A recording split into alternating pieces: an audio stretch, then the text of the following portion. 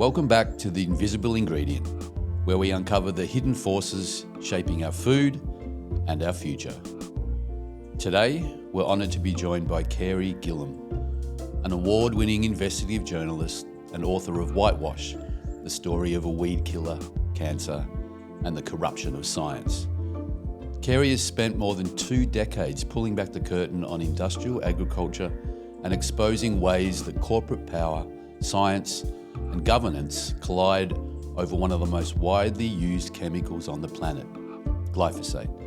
In this conversation, we'll look at glyphosate not just as a molecule, but as a mirror, reflecting the state of our global food system, the integrity of our regulatory bodies, and the choices we face as a human family.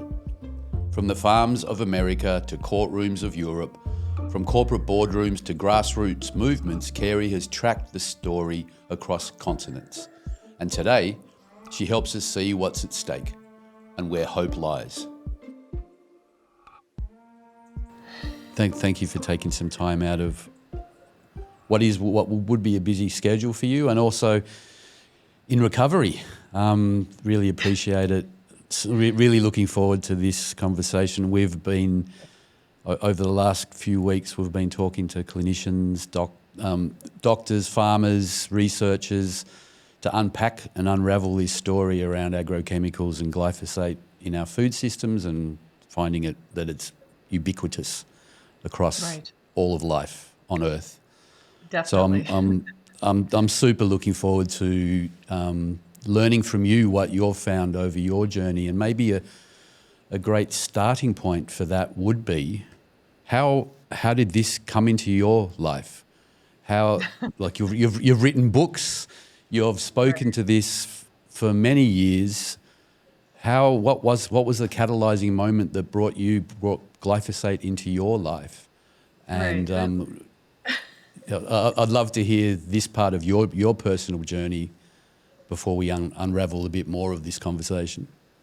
Sure. Yeah, it definitely was not a goal. It was not on my to-do list by any means. I've joked with my husband, on my tombstone when I'm dead and buried, they'll probably put, she knew a lot about a weed killer, right? I've become one of those people who knows a lot about this nerdy one thing. I'm a journalist. I've been a journalist, always wanted to be a journalist. And I was working for Reuters Newswire, one of the largest news outlets in the world. And they asked me to cover Monsanto and agriculture and all of the ins and outs of modernizing conventional agriculture that was occurring in the late 1990s and into the 2000s. And a big driver of what was changing agriculture in the US and around the world was this company Monsanto and its introduction of genetically modified crops and its blockbuster weed killer product, glyphosate. A lot of people know it as Roundup. Glyphosate is used in a whole array of different brands, different weed killing products, but Roundup's probably the best known name. And, so in the late 1990s, Reuters said, go learn everything you can about this company and its competitors and its allies, what it's doing, how it's working in the fields, what it means for the food supply, what it means for the environment, human health, what it means for agricultural sales and farmer-based economies. And so that's what I've done, for the last gazillion years now, I think. But going into that as young and naive and not really knowing that much about agriculture or farming, Monsanto really wanted to teach me how to cover this issue. So I learned a lot from the company.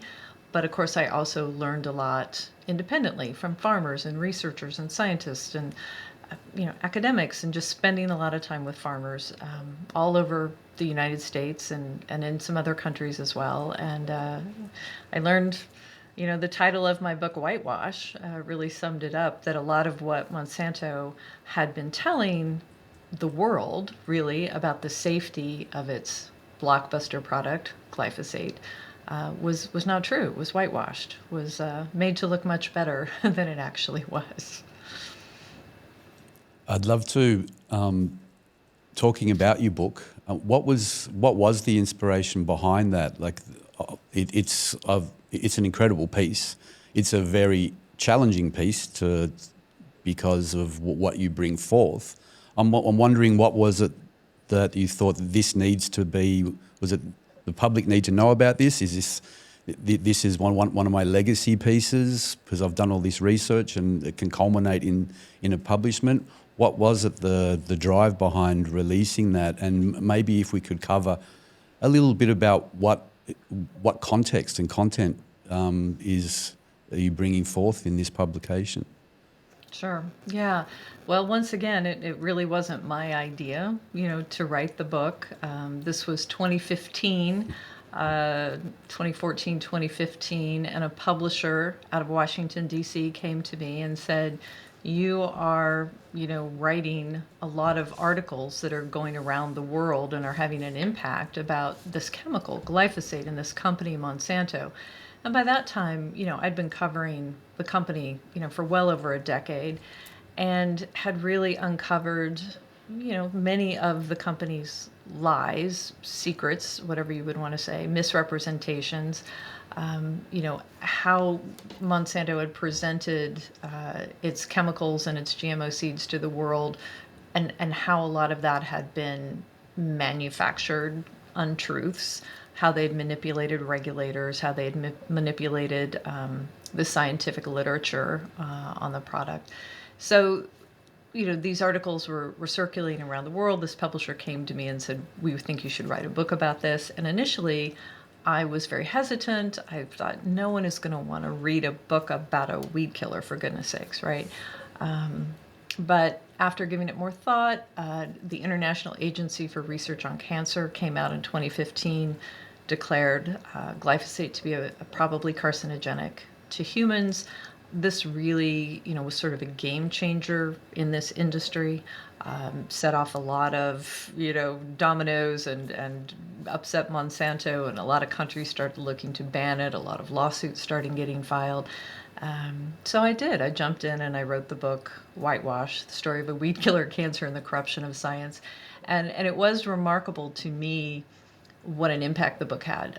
It got translated into different languages. I got asked to speak at the European Parliament and at universities around North America, numerous podcasts. And, all of a sudden people were interested, in this. And not because of my book necessarily, but I think it landed at the right time when people were really becoming aware this is the world's most widely used weed killer. It's used on the food that we, raise our children, with, and that we think is so healthy for us. And we're consuming residues of this on a daily basis when we eat breakfast, lunch, and dinner. And it's in our air and our water. It's in our rainfall. It's in our own bodies, in our bodily serums.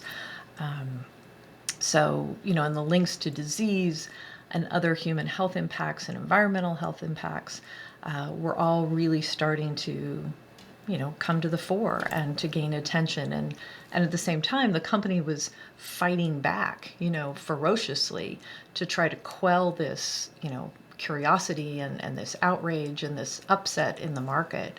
So it was a really dynamic time when the book came out. And, I guess it really hasn't subsided much since then. Thankfully, it hasn't subsided, and we don't plan to let it subside. The EU, when we look at regulatory bodies across the world, like here in Australia, we still have institutions and government bodies that support the use of glyphosate in our food system. They have pages on their website saying it's needed. We can't feed the world without it. We got told all these stories around it. I'm interested to understand, like, if we zoom out your perspective, global perspective, because we have governments that support the use of it. We have all this body of evidence that says we shouldn't be using it, and then we have other countries which are looking at it and pushing back against the use of it. Why do we have this huge dichotomy globally? And maybe that can lead into a conversation that you had in the EU. Right. Well, and I'm certainly not a public policy expert by any means, but from just an opinion, my opinion and observation, and just talking with many people over many years about this many times, There are a lot of different factors that come into play, right? There are the different standards for the different regulatory systems. There are what scientific studies are taken into account by different regulators and what aren't, what weight they're given, what rules regulators have for how to look at different scientific studies. We know sort of just generally that scientific studies submitted to regulators, particularly in the U.S., primarily come from the companies that are seeking to sell the products, right? So Monsanto seeking to sell glyphosate is the registrant, and is providing the EPA with all of the scientific studies that they say support their premise or their position that glyphosate herbicides are safe and don't cause cancer. You then have this whole body of scientific evidence from independent scientists that come to different conclusions. And so when the International Agency for Research on Cancer, part of the WHO, World Health Organization, when they looked at the scientific literature, and they looked at toxicology and epidemiology, mechanistic studies, they were not necessarily weighted as heavily as regulatory bodies would be with looking at scientific studies developed by the companies, because a lot of those aren't published and aren't peer reviewed. So they were primarily looking at a lot of independent research. And they did come to that conclusion. It's different for regulatory bodies. The weighting is different. And then you also have the whole factor of, the coziness factor, collusion, whatever you want to call it. These companies like Monsanto really spend a lot of money and time and effort and energy, and it's part of the playbook, part of the strategy to cozy up to the regulators, to influence their decision making. We saw with Monsanto and glyphosate, I've written about this, other people have written about this, numerous examples of what people would call collusion, or at least very close collaboration with regulatory officials at the EPA. In Europe, you saw EFSA, European Food Safety Authority, their agency, when they were looking at glyphosate safety, they were relying pretty heavily on a report from the Risk Assessment Agency in Germany, and it was found, of course, that risk assessment group, the BFR, had literally just cut and pasted large bodies of information and text from the glyphosate task force, from the companies that were selling glyphosate, saying how safe it was. They just cut and pasted that and gave it to the regulatory bodies. So, there's a lot of time, as I said, time, energy, and money spent by the companies to get the regulators to find in their favor and to support keeping their products on the market, bringing them into market and keeping them on the market. And so country by country, it's just going to sort of depend on how important is that country, how much money are they going to spend, how much arm twisting is going to happen, I suppose. And you do have, truthfully, this issue or this question of, at least here in the US and many other countries, we don't always take things off the market because we know they're harmful. I still know a lot of people who smoke cigarettes, right? And we know that cigarette smoking can cause lung cancer. I don't think people dispute that. We know drinking alcohol can lead to cancer and other health problems. People partake of risky endeavors and use risky products all the time. The issue is, you have to weight that, and the regulators have to weight that, and there has to be this question of disclosure of risk, and is there an honest disclosure of risk, or is there not an honest disclosure of risk, so that people can make knowledgeable choices when they're choosing to use a product. Like paraquat, another weed killing product, it is known to be acutely toxic. It has a skull and crossbones on the label.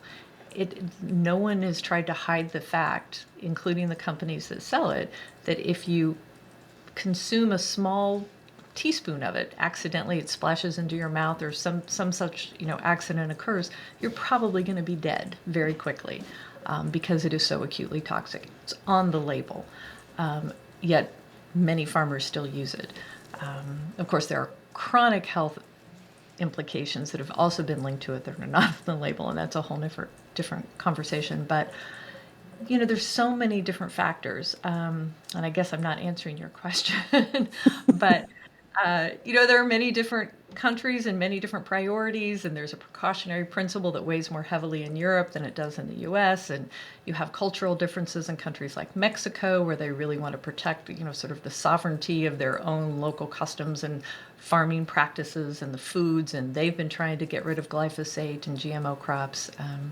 So you see glyphosate, embraced in many countries in Latin America and Asia, East Asia, definitely in North America. But you also see many countries trying to push away from it. So yeah, there is quite a difference around the world. But I think where there's big money and there's big agriculture, you're going to continue to see big use of glyphosate. Follow the money. Yeah, Follow I totally agree with that. I think that disclosure piece is probably one of the most important parts of why we're bringing this conversation forth. Because when you look at cigarettes, you look at alcohol, kind of everyone knows, right? But I choose to do this at my own risk. And I think this invisible ingredient that's ubiquitous within our food system and our landscapes and our water is something that people aren't aware of. They don't know that this thing causes harm over a period of time, and it's time now for them to be aware of that, so they can be discerning and choose a different path if that means enough to them. So I think what you brought forth then was a really important piece of this puzzle of creating awareness about what's really happening in our food systems, and this mechanistic trap that farmers and now we've been embroiled in that has resulted in the collusion and the storytelling and the deceit for humanity, in essence. Exactly. Yes, exactly. It is. There's so much evidence scientifically that links glyphosate exposure to different diseases, reproductive harms, endocrine disrupting issues, the gut microbiome. Like there continues to be an evolving body of research, and more research is being done and money being put into that because of the awareness, because it remains the most widely used weed killer in the world. So we continue to learn more. The environmental destruction, the impacts on the soil, and on biodiversity is also pretty well known. But that is still evolving as well.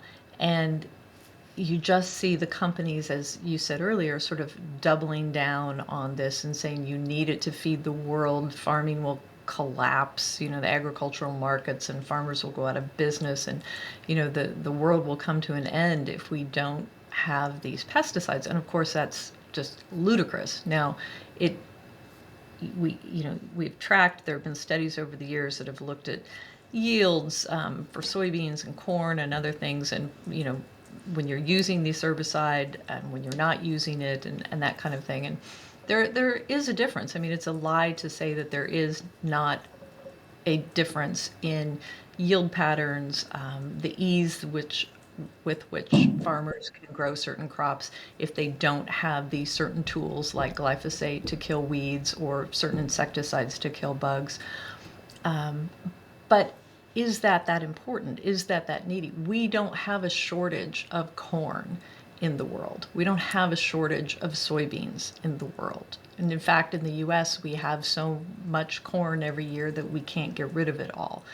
And we try desperately, and we stock it up. We have like 1 billion bushels of corn that we can't figure out what to do with. We can't export, we can't use in food, we can't use in livestock feed, we can't use in biofuels. It's just excess because government policy and companies that sell GMO corn and glyphosate and atrazine and other things push our government policies to push farmers to grow these crops. So saying we need these things to feed the world is just not even, doesn't even make sense. The food shortages and scarcity, famine, things like that you see in certain parts of the world are not because they don't have glyphosate. It's because they have political unrest or economic instability, or they lack the infrastructure, for food movement and food storage and distribution. And there's a whole array of problems that, the United Nations has identified and other bodies, it's not because of lack of glyphosate or GMO crops. So I just wanted to, I guess I find it laughable, but that is still sort of the mantra that these food companies and these Monsanto, Bayer, these other companies put out there. It's a good business model, right? And you're seeing in the United States, right now, this really pronounced effort to push that message, because we're having in the United States, Bayer, which bought Monsanto in 2018, is pushing, of course, to try to free itself from the litigation. We haven't even talked about that really, I suppose, but in the U.S., over 100,000 people ended up suing Monsanto / Bayer, the successor, which bought Monsanto in June of 2018, just as the very first Roundup trial was getting underway, brought by one man who developed non-Hodgkin lymphoma, alleging that he got this because of his heavy use as a groundskeeper of glyphosate-based herbicides. He wasn't using Roundup, he was using Ranger Pro, some other more concentrated products, because he was using it in a professional capacity over very wide swaths of land for the school district. And he won that case. He was the very first case, the very first trial, a stunning verdict. Monsanto executives walked away with all of their millions, and the Bayer executives saw their stock, plummet, and investors become immediately furious at them. And that's been, 7 years now, and they still are facing thousands and thousands of lawsuits. They've paid out billions of dollars in settlements and jury verdicts. And so what the company is pushing for now is relief from our federal lawmakers in the U.S. and state lawmakers to essentially pass legislation to get language into the law that would say effectively that people can't sue them for failing to warn about these products. And, they have a fairly good shot, some analysts and observers think, with the message that they're pushing now, and they seem to be gaining a little momentum. We have a pretty Republican, dominant, administration now, obviously, and in Congress in the U.S. and many states. They've passed these laws in 2 states so far. So we're seeing a real battle in the U.S. now. I'm not as familiar with what you have going on in Australia. I know you had the litigation there as well, and it didn't seem to go very far. But the battle is pretty intense right now in the U.S. Yeah, I find that I just struggle to believe that's happening. Like we have all this information available that's been through court cases, of which is an institution that we rely on in our democratic societies to adjudicate fairly, and yet this policy might abolish that potential for people that have received harm because of these chemicals. It's unfathomable to see, and even though it scares me that you're saying they've got a good shot of this moving through. I think the biggest part of this is it allows people to question for themselves, critically think for themselves about can I trust these institutions anymore? And how do I empower myself to make better decisions for my family and the way that I work with these chemicals? Because obviously we're not getting the truth from not only the corporations but the people that are there to protect us. So yeah, wow, that's scary territory. And please, can you make sure that doesn't happen, Carey? I'm writing a lot about it. We will see. We also have, the movement, the MAHA movement happening here in the U.S., Make America Healthy Again. And there are many people pushing that, which are concerned about pesticides, concerned about glyphosate. You saw it in an interesting, or maybe just one of many examples of the power of the agricultural industry. The initial MAHA report that came out in May specifically talked about glyphosate and talked about the concerns and talked about corporate capture of our regulatory agencies and how we needed to address these things. the agricultural industry, Bayer and others, CropLife, the big lobbying group, went ballistic and went after our public officials and spent the last few months telling them they better get glyphosate the heck out of their report, and they did. And the most recent one that was released had no mention of glyphosate and instead talked about the robust regulatory expertise of our Environmental Protection Agency here in the U.S. So, that's just another example of the power of big ag here in the U.S. and all around the world, really. All around the world. All colonized countries, I think, are under the control of this rather large beast. Is there, zooming out again, the EU debates? You were privy to those conversations. Could you walk us through those in comparison to maybe what's happening in the US and here in Australia? Is there hope over there? Is there a different sort of synthesis of information? I'm trying to find, is there a case study or somewhere we look toward as the pathway beyond agrochemicals? Is there anything that you know of through your research we could garnish some hope from? Well, the EU situation, if you start back, after the International Agency for Research on Cancer, IARC, after that whole classification, the lawsuits were being filed, it's such an interesting time. And glyphosate was up for reauthorization in the European Union in 2016, 2017. And that was when I was asked to come and speak to the European Parliament. It was very, very interesting, very heady experience. I was one of 7 invited experts. I don't know that I'm an expert. I think everyone else was a scientist or academic, but yeah. And I was supposed to sit next to or speak right before they had invited the chairman of Monsanto. It was still Monsanto. Bayer had not purchased it at that time, of course, and he declined to come. And instead, an independent academic came and spoke on behalf of glyphosate. And we were able to share with the European Parliament some slides and information before he spoke about how much money he was getting paid from Monsanto as a consultant who didn't want to disclose his relationship. But anyway, that's just an interesting aside. At that time, the Green Party was very active. They, did a lot of testing. They did urine testing for members of parliament, and everybody, had glyphosate in their urine. People were getting very concerned about it. The vote essentially across the European bloc got deadlocked, meaning it was not going to go forward. Glyphosate was not going to be reauthorized.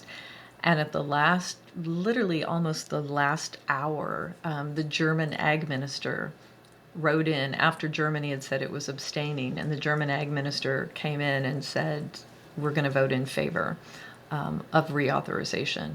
And that swung the vote to allow glyphosate to remain on the market. And of course, Germany's Bayer closed on the purchase of Monsanto, 6 months later. You don't know if that was a coincidence or not, but so they got a short-term renewal. It was reauthorized for a much longer period than in 2023. You still have a lot of concern. You still have a lot of countries, France and others that are looking to limit it or have already limited it if they can't ban it outright. You're seeing a lot more interest in Europe as well as in the US and probably in Australia in trying to move away from not only glyphosate, but all, of these synthetic pesticides that we know are so harmful to our health and harmful to biodiversity. We're seeing a real kind of surge of interest in this, I think, in the U.S. with hundreds, thousands of farmers banding together in these different sort of coalitions and groups to plant regeneratively and to experiment with different tactics, to suppress weeds and insects, how row spacing, how far apart should we space our crops? What kind of cover crops should we use? What kind of rotation should we use? What happens when we integrate livestock? What about this level of irrigation, or all of these different things, and they share them, and they bring in academics to document and research and study. And I think that, again, I think it's a very hopeful sign. I think people are becoming more educated, more aware, and understanding this chemical treadmill that the companies have pushed them onto is not sustainable, and they're looking for a way off. And I think many are finding that. So, that's probably because of the work of groups like yours and others, I suppose. But you do see that happening. It's still a very small thing, but it's happening.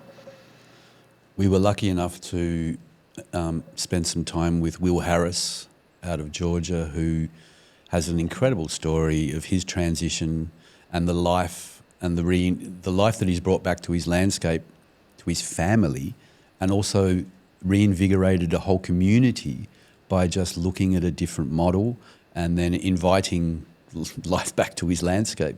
Like we have these case studies, we have these blueprints of what's possible, but I think that's one of the big drives of why we're having these conversations is to illuminate those, inspire the possibility from people in agriculture. But in a sense also, it feels to me, and I'd love to hear your perspective on this, people that eat food can have we do that 3 times a day, most of us. And every time we do that, we can have a say about what we want in our bodies and what we want our agriculture to look like. I'd love to hear your perspective on what are these mechanisms and levers that we need to pull to find our way out of this quagmire. And it seems to me that there's great possibility, but yeah, I'm interested to hear your perspective. And in being in this space for so long, there must be some tunnels of light that we can look toward. Yeah, I don't know. I mean, when I first, started writing about this, I didn't buy organic food. I didn't care really I just bought food, right?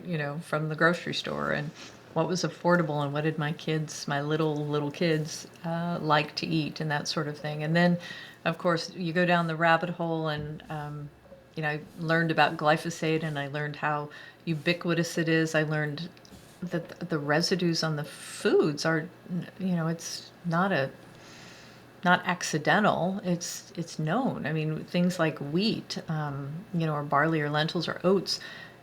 Monsanto would encourage that a glossy black brochure I got a copy of once to tell farmers about this great idea that they could spray their crops right before harvest to help dry them out, sort of to get them ready for harvest as a harvest aid. Just spray them with glyphosate and then harvest them. And it's a great thing. Except it leaves some pretty high residues in those finished oat products, that finished baby oatmeal that you're going to give to your kid, or the finished flour that you're making bread out of. All of these sorts of things that isn't, I don't know, but when you learn about that, and then you see that glyphosate is just one of, hundreds, thousands of chemicals that regulators look for and find and detect and expect to detect in foods. We have in the U.S. 2 regulatory agencies, the Food and Drug Administration and the U.S. Department of Agriculture, that every year do tests on thousands of different food samples to look for pesticide residues specifically. And every year they document this, and you find all of these, insecticides, herbicides, fungicides that you might be getting in a bowl of strawberries. Strawberries have been found to have residues of 20 different pesticides in them here in the U.S. Blueberries, apples, applesauce, spinach, things that you think would be healthy for you. And so that kind of information did change my choices at the grocery store.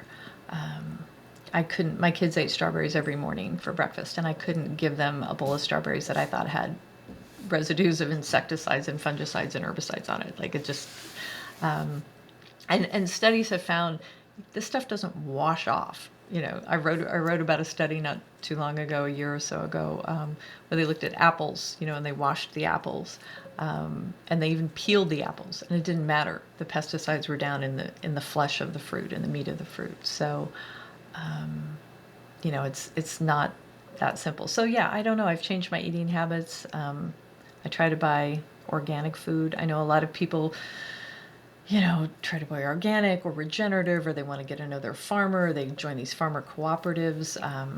Some people have started growing their own food, little backyard gardens and things. But it is, once you become aware and you become educated, I think it's really hard to not care about it. And it's not just pesticides. We also have all of these chemical additives and food colorings and dyes and, a whole array of other things that you really don't have to have, unless you just want to make food super colorful and, super salty or super, you don't need to have it for nutrition, certainly. So, but our food policies, at least here in the U.S., food policies are set up and driven very much, again, by the companies that are selling the products. So when you have this sort of capitalistic, commercial, interest-driven, legislation-driven food policies, and this is what you're going to get. It's not about the consumer. It's certainly not about the health of the consumer. It's about the bottom line and the profits of these big food companies. And that's what has to change, I think, if we're truly going to have, a healthy food system. When you spoke of this testing that happens from regulatory bodies and they find these pesticides in our food, is there a what they call a safe standard, and is that globally kind of agreed upon, or does that vary depending on where you are and who you're speaking to? Yeah, that's a good point. Yeah, what I learned about this was, right, so the regulatory agencies here in the U.S., for instance, will say, most of these residues that we're finding on these foods, you don't have to worry about them because they are lower than our MRL, our maximum residue limit. They're lower than that, and so they're safe, they're legal, they're fine, don't worry about it. We only need to worry about the residue levels if they're higher than the MRLs. But when I started researching the MRLs, I found, well, they're not the same country by country. In fact, the U.S. has the highest MRLs around the world. In Europe, the safe level of a particular pesticide in an apple, for instance, can be many levels lower. So how can that be true? How can it be safe for somebody in the U.S. to eat it up here, this level up here, but it's not safe if you're in Europe and you're eating it? And what I also found was that the companies, again, that sell the pesticides get a say in where these levels are set. And they bring research to the EPA in the United States to suggest where this MRL should be set. And in the case of glyphosate, we saw Monsanto go back to the EPA multiple times to get them to raise the MRLs because they were wanting to encourage more use of glyphosate on more crops, and so they wanted this higher safety level, this legal level, so that the residues on the foods would not be raising alarm. So to me, that's clear. This isn't about safety for human health. This, again, is about marketing and profits for companies. Yes, I think that's rather obvious. I want to keep on this thread because we've got this testing. There's no benchmark that's agreed upon globally. And we're talking about various chemicals. We're not talking about one. Has there, from your research and understanding, has there ever been any studies about what happens to our biology and, planetary biology when these chemicals are in a cocktail together? Because there's a few of them, right? There's a suite. Like, do we know what happens when they're mixed together? Because that's come across me so many times, and I don't have an answer. Yeah, that is the question that so many scientists keep maybe not asking, but sort of trying to demand that regulators pay attention to, that when you only look at this, one chemical at a time, one pesticide, and you're saying, well, consuming that level of that pesticide in your diet isn't going to be bad for you, but you're not taking into account the 20 other different pesticide residues that individual is consuming on a daily basis. And the scientists have they warn us every time I write about one of these reports. They're warning us that we need more thorough studying. We need to understand what these pesticides are doing, not just individually in an isolated way, but in combination. Do they have synergistic effects on each other? Do they become more toxic or more dangerous when they are mixed together, when they're consumed together, or we're exposed to them together? And what about children? In the U.S., as part of our law, we have, as part of our federal FIFRA law, we have a tenfold safety margin that is supposed to be in place to protect children because they're more vulnerable, their body weights, their consumption habits, their developmental needs, they are more vulnerable to these type of contaminants or toxins, pesticide residues. And yet what we see again is when the chemical companies ask our regulatory agencies to waive that tenfold safety margin in approving pesticides, they almost always do it. And so even though it's required in the law to have this added protection for children, the regulators usually do not enforce that here in the U.S.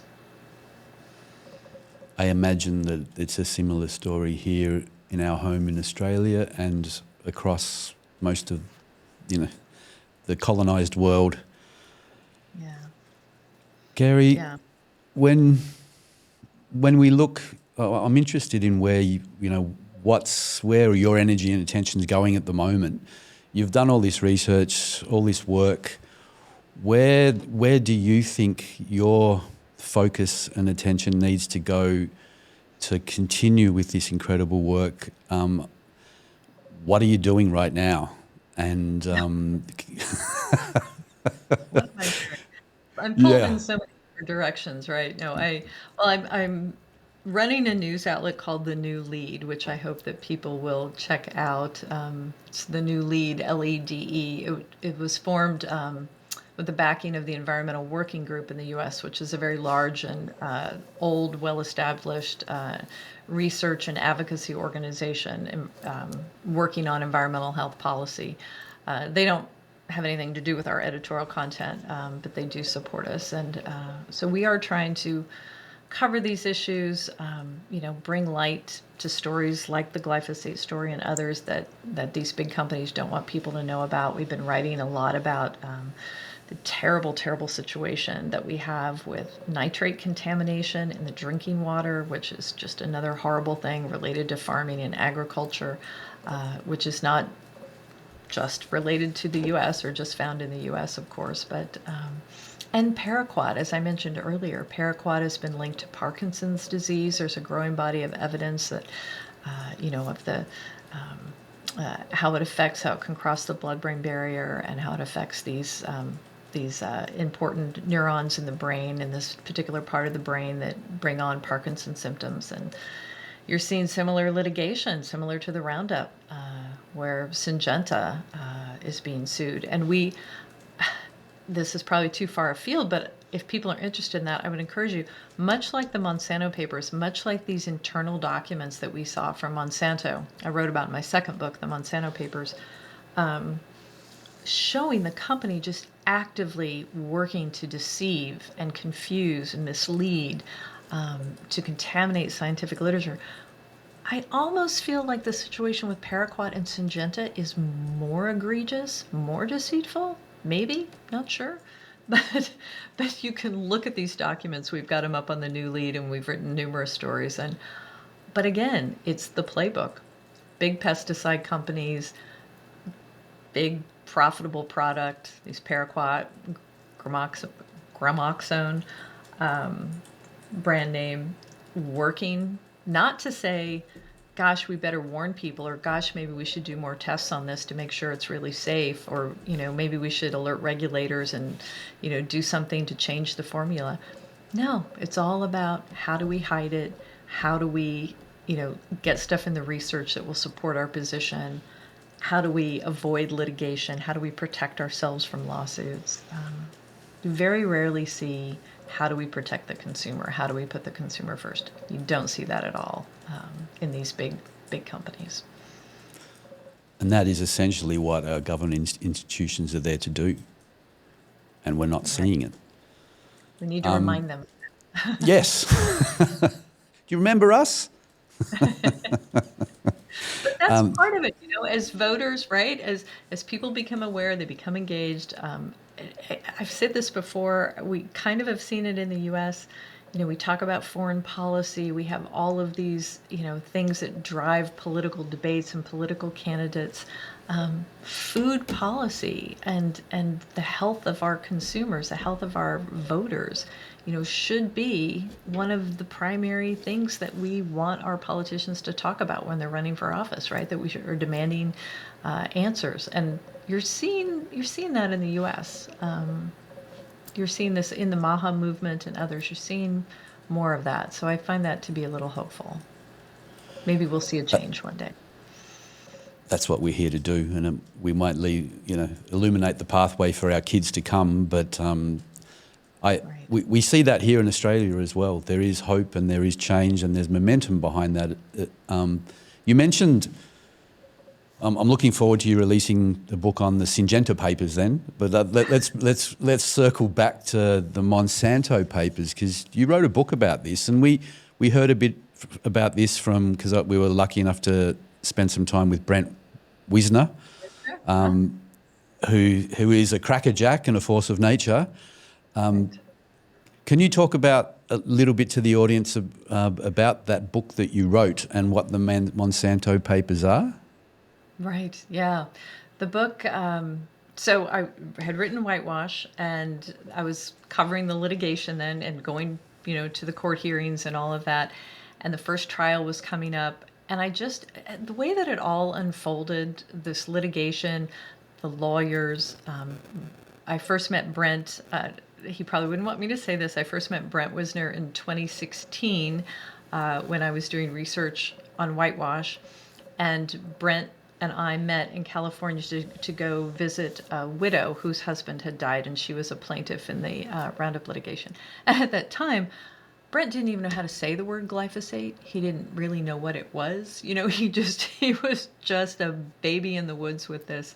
And, but he became, as you said, like just a true force, his lawyering. And he was a child actor who grew up to be just this brilliant attorney. And he knew how to, use theatrical skills in a courtroom. And there were all of these different things that happened with different lawyers and different strategies, some very, very sneaky strategies on the parts of the lawyer, heartbreaking stories of these plaintiffs. And I actually initially thought this has to be a movie because this is crazy stuff that's happening.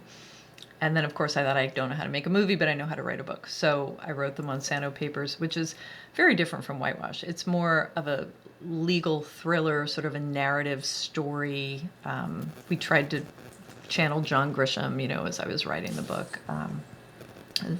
Very heart-tugging moments. But you follow that first plaintiff, that first case, Lee Johnson, as he's told he's only has 18 months left to live, and he's going to leave his two boys, without a father, and the lawyers that come in to help him, the crazy accidents that happen with the lawyer that was actually the lead on the case who almost died in this very bizarre accident right before the trial. And then they bring Brent in, and, Brent takes it on, and just all of the really crazy, compelling stuff. And I'm sure, as Brent told you, it is supposed to be a movie, right? Brent and his dad have a movie deal with Netflix for a $30 million film to be coming out sometime in the next few years, I think. So that will be very cool if the world gets to see that story. That story is documented in a terrific film called Into the Weeds, right, which we've aired here in Australia to bring more awareness around Dwayne Lee Johnson's plight. And that first case, which set somewhat of a precedent for what's possible for people that have received harm from that chemical and obviously others. I'm sensing that an audience has just heard a lot about what's the problems, the challenges, the collusion. You mentioned before that you do have a sense of hope. What do you see the next 5 years looking like with this movement that is starting, that has birthed, that does have some momentum here, or in the US, here in Australia, and maybe globally? Where do you think we can go with this? Is there hope and possibility available? Because what I do know on the ground is that farmers want to see some change, but they're kind of trapped in a vault of debt and a playbook. But there is a sense that they want to find something different, and there's amazing farmers that have worked out how to do it. Like the wisdom keepers are there to share their stories of what's possible and what transition looks like. So I'm wondering from you, what do you see the next 5 years looking like for agriculture and human health? I don't know if 5 years is enough. I don't know if I would say I'm hopeful for 5 years. 50 maybe? I don't know. I mean, I think we really have to hit bottom. I don't know that we've hit bottom yet. I don't think you're going to see significant, substantial change. I don't know that it can be driven by individual alone, right? Without the public policies. And I hear different views from different farmers. Some say, yeah, we can do it on our own. We're banding together. We're doing this. We're doing that. And they are, they're creating their own markets and their distribution chains, and the food companies are recognizing that consumers want food that is grown organically or regeneratively. We have this regen label now in the US that is becoming more popular, so the consumer demand can drive more growth there. But you have other farmers who say, even though I know it's better for the land, better for my family, better for people who buy the food that I grow, I'm not going to change, or I can't change until the government policies support it. Because so much of farming, at least in the US again, is subsidized through a whole array of different programs. And if those programs are not supporting a new paradigm and are instead supporting this old paradigm that is driven to encourage the use of pesticides, encourage, growing these crops that demand lots of chemical inputs. If we don't change those public policies and these farmers aren't willing to absorb the risk and the costs on their own, I don't know how much change you're going to see. We are seeing on the ground in the US and many other countries, local communities making changes, school districts, parks, playgrounds, city councils, forestry operations, things like that. They're saying, we don't want glyphosate, or we don't want any synthetic pesticides sprayed where our kids play, where they roll around on the ground with their dogs. We don't want it in our subdivisions. We don't want it, on our school grounds anymore. So you're seeing that kind of spread across the US. I think that has more momentum and more legs because it's an easier, faster change than wholesale farming, big agriculture. So that's kind of a mixed answer, I guess. But it all comes down to education, information, engagement, right? All of those pieces. Yeah. Our first port of call for this, what we have coming next year, which is a big awareness campaign, is exactly that.